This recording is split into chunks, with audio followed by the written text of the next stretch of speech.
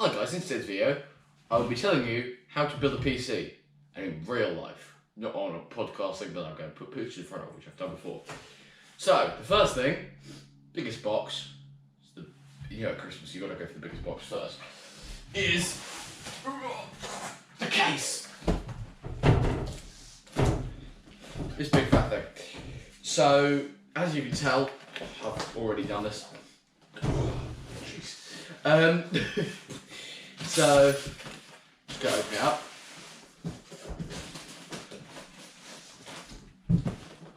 Got a new plan. There we go. Oh, that was all. So, case, pretty heavy. I think it's thick steel, so obviously not the lightest, but also the pretty well done. It's got some magnetic air filters here, very nice to see. Got a little manual, I think, but not well. There it is. So, take this out of the. Oh yeah, so this looks like the bottom of the thing. So you guys probably worked that out before me, but just thought I'd tell you just in case you're even stupider than me. So at the top here, you've got your magnetic air filter, which is a very nice touch to see. And it's also got a nice little thing here, looks very nice. If the Amazon page is anything to go off, that should illuminate up and look really cool. So it's got nice thumb screws. I always like thumb screws because it means you don't have to get a screwdriver out. I've just realised how stupid that sounds. It's also got tempered glass. Don't break this, you lose your temper. That was actually a nice tech tips joke. So I'm not sure if I'll get copyright strike for that or not, but you can kind of see through it now. I don't know if you can see through it on camera better or worse, but if I stick my hand here, PCI Express slots, and also, by the way, the power button, not a little, not the most tactile, more of a tactile bump than a mechanic-y feel, if you know what I mean. So, I'm afraid time with the big box is over. Also, by the way, here's the motherboard, and also it's an ATX case. And also, if I show you inside of here, you can see all of those nice RGB fans, which look very nice in there, and also all of the cables, which we will just generally be getting rid of, like so. The next box, we're actually going to go for the smallest box, because it's just easy to pick up the table. This is actually a basic thing. Oh, actually I didn't think it was this. I actually thought it was something else, but oh well. The RAM. So, oh wow, that's a good touch. They put one of these PD sticker things, the circle stickers, but actually it wasn't actually attached, so that's not very good. There we go. I'm trying not to break anything because my luck with warranties is not very good. And because the other day I bought a camera for a Raspberry Pi and it just didn't work. So this looks very nice. Vengeance LPX DDR4 RAM. We get 3200 megahertz. We're going for a 2700X as well, which is probably a bit overkill for a 2700X, but it was only like £10 more, so a few extra for extra FPS. So it's a bit weighty to it. Got a nice little aluminium heatsink there. You can see the thermal pads. Pretty nice. So what's next? I'm just going to do this over here.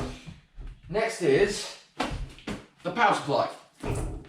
So I haven't actually unboxed this before the video, so I'm going to have to just go over with a pair of keys. So that probably wasn't the correct way to open it, but I did anyway, and this got a bit fell off, but oh well, we'll just keep that there. So if this comes with, this looks like the main bit. Power supply. I'll go quickly give that a show to you.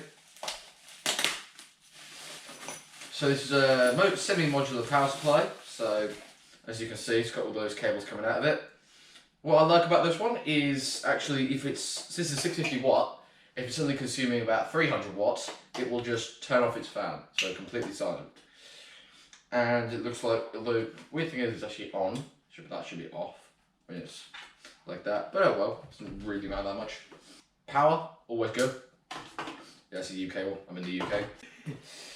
Comes with some cable ties, which are always appreciated, always.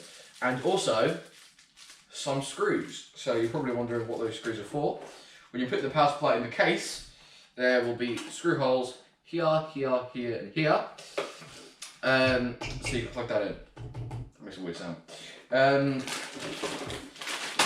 Cables. So here's the other bits.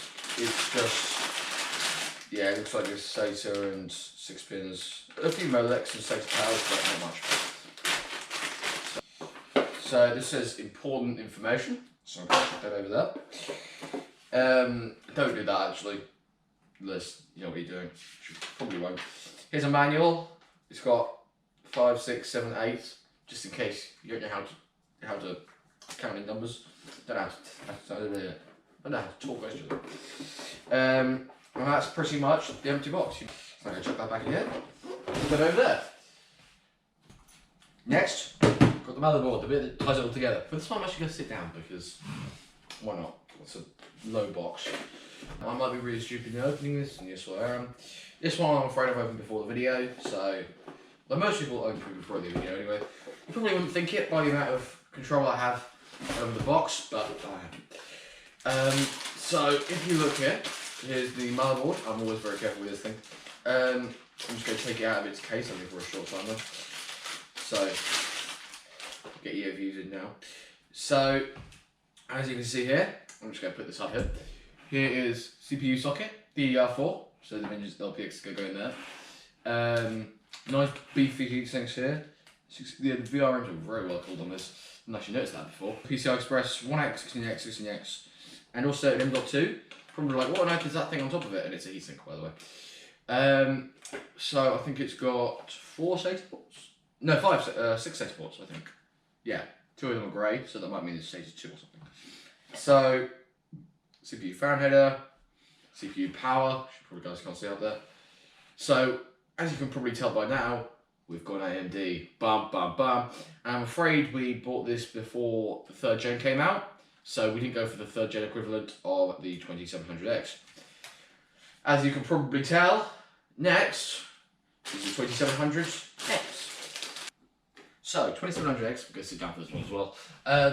So 2700X, 8 cores, 8 cores, 16 threads, 4.3 max boost, 3.7 base.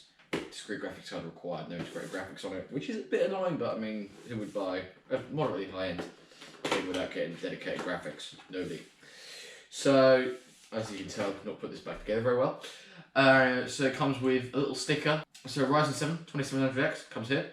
It's got the pin out design on the CPU, which is an AMD thing. Not on Threadripper, which is very weird. It's got the Wraith Spire cooler, which is a very nice cooler indeed. I like it because it's nice and RGB. So that's actually one of the reasons we put the Temple glass case. And also, it's got a little thank you thing from Amazon. So what's next? Well, Thomas, next is this thing. So this is one of the reasons we also went for a tempered glass case. We've got this in America, may not work, but it doesn't really matter if it does. It doesn't. So it's a nice RGB strip. So you can put this around the outside of the case, light it up in all different fancy modes. It's got a sort of remote here. It can be powered off SATA power, just a 12 volt barrel connector. Also a pin fan header extender kind of thing. So you can have pin fan going in, then also pin fan going out. So thank you for watching this part 1 of building a PC. See you next time.